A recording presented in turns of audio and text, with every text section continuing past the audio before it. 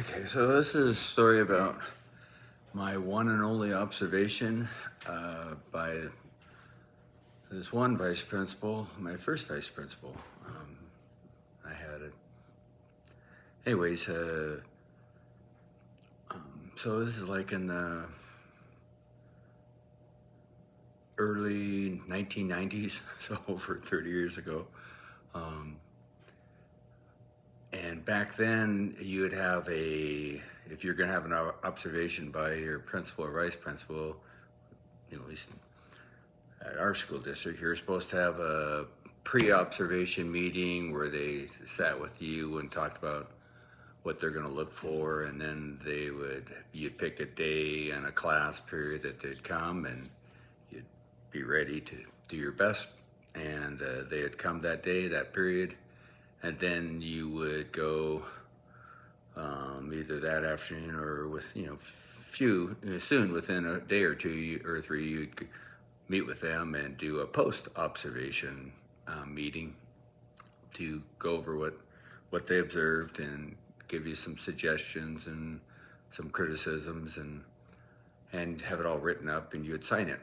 And anyways, that's the way it was for most of my teaching career.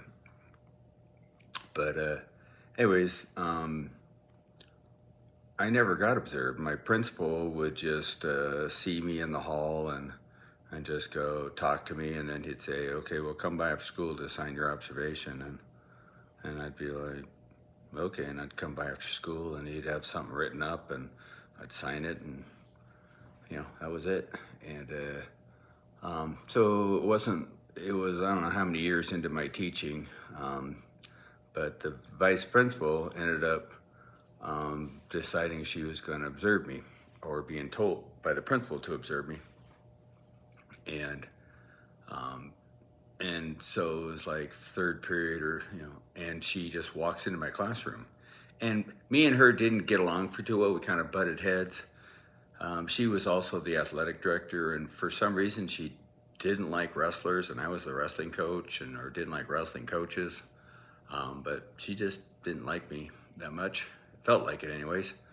And she walks in and stands at the door, and the class is full. There's only one empty desk in the far back corner. And she announces to me in the class, "I'm here to do your observation." And I'm thinking, we didn't have a pre-observation meeting. It's like, you can't do this. And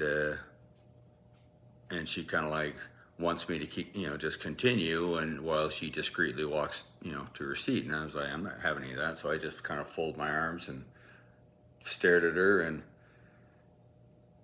to her frustration, and she, walked on behind me and walked clear to the, far side of the class, then down the along the windows and slid into the empty desk. And I was disappointed. I was frustrated that, she's doing this and she's breaking protocol. We're supposed to have a pre-observation meeting.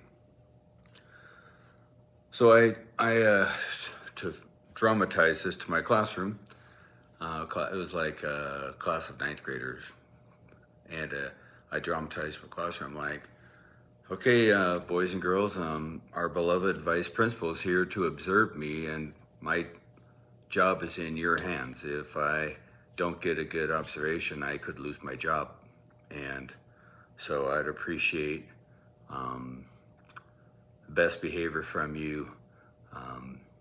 I have a wife and 3 kids, and we're all kind of counting on you." And so they're all kind of like, looking around at each other like, is he serious? Or, wow, this is kind of scary and ominous. And I turn on the overhead projector to start the lesson, and the glass on it is written on from the day before. Well, it must have been like first period, yeah, because I hadn't even used the overhead projector yet that day. And I would just write right on the glass and then wipe it off, and rather than on those rolly things, because they would just get filled up with writing. So I always, in the morning, try to get a wet paper towel and a dry paper towel. Well, I hadn't got myself a wet paper towel, so I pull out my wet paper towel, but it's dry from the day before, just dried overnight. And the kids knew when I didn't have a wet paper towel, that meant I would just spit on the overhead projector and wipe it off. Remember, this is back in the 90s before people were so afraid of germs and stuff, like they are now. And so I looked to the class. I'd never done it before. I go, do I have a volunteer to clean the overhead projector? And 33 ninth grade kids raised their hand, and I'm thinking, oh great, I'm going to get a good score for classroom engagement and participation here. And so I picked this girl, and I remember her name. I won't say her last name, but Tiffany is her first name. And she comes walking up to the front, and she's working up some spit, and she gets up there, leans over the overhead projector screen and just sprays spit. I mean, to me, most girls don't know how to spit. Sorry if I sound like sexist about that, but that's been my experience. And anyway, she wipes it off. Class all laughs a little, and she returns to her seat proud. And I start teaching away, blah blah blah, 2 + 3, whatever. I remember what I was teaching. Within 2 or 3 minutes, my screen is full, and I'm back to square one. I need to clean the screen, and I once again asked, do I have a volunteer to clean the screen? And all the hands go up, and I go, okay, I'm going to score points on gender equity. I picked a girl last time. I'm going to pick a boy this time, and I picked this kid. He's sitting way in the back, and I did not know that he was getting over a cold. He walks up there and he spits like a truck driver.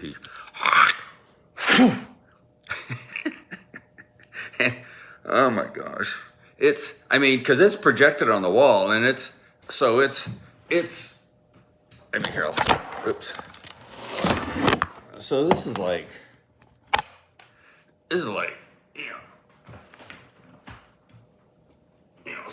Star Trek, the amoeba. I mean, this 6 foot by 6 foot spit, and it's got a little color in it. It's got a little green and yellow, and it's got some thickness to it too. And he starts moving it around, and it's just moving around and moving around and moving around, and the boys are just laughing their heads off, and most of the girls are, oh, but they can't look away. I mean, it's like watching a train wreck. They can't look away, and they can't unsee what they've already seen. And it takes a while for him to finally work that in, where it dissipates and dissolves, and finally, I mean, he's trying to work the spit out more than the writing on the glass, and finally he gets it clean, and he returns to his seat. And I'm just getting ready to start teaching again. The vice principal just bolts out of her seat, and she starts walking fast, towards the front of the class. And she's got one of those. She's she was kind of chubby, and she got one of those dresses that came down like to her, a little past her knees, but then really, came down tight. It just kind of held her knees together, and she was trying to get out of my classroom fast, and she walked past me and got to the door and was leaving, and just, so that she flung the door open and she's leaving, and as the doors swing and close, I was like, so how'd I do? And she turned to, like, in horror, like, she has this like question and kind of horrified look on her face, and as the door closes, and right before it closes, the whole class is laughing. 33 junior high kids laughing, and the door closes, and I'm crying. I'm laughing so hard. I just, oh my gosh, it was so funny. And all of a sudden the kids were like, "Mrs. Power, are you gonna get fired?" And I'm like, no, I'm not gonna get fired. I go, "You guys were awesome. That was perfect." And we just laughed for quite a while, and went on, taught the lesson, and finished my day. Went after school to no, I got called down after school to her office, like, "Miss Power, go to the vice principal's office." And I'm thinking, maybe I am in trouble. And I walk in there, and oh, Miss Rich, oh, I won't say her name. And I walk in there, and she had like 3 pages of writing, and she goes, "Do you want to? I'd like you to sign your evaluation." And I was like, should I read this? And she goes, "Oh yeah, if you like to read it." Don't. She goes, "Oh, don't worry. I just wrote. You did a great job, and it was a wonderful class." And here I'm thinking, you're only there for like 3 minutes, and you saw 2 different kids spit on my overhead, and you bolted out of my class. But so she turned the thing for me to sign at the bottom. I signed at the bottom and walked out, and she said she'd put a copy in my box. I don't think she ever did, or if she did, I didn't bother reading it. But it was just, she just wrote a bunch of fiction. She wasn't there, and she never came to my class and observed me anymore. And she was just like the principal after that. She would just say, come by my room and sign your evaluation after school today, or sometime today, and I'd come by and sign it. And it was just fiction. She'd never came in my room again. And it was, I go, "Is it a good evaluation?" She said, "Oh, of course." And so I just signed it, and and she never wanted to come in my class after seeing kids spit on the overhead projector, especially the kid who had a cold. Anyways, have a good day.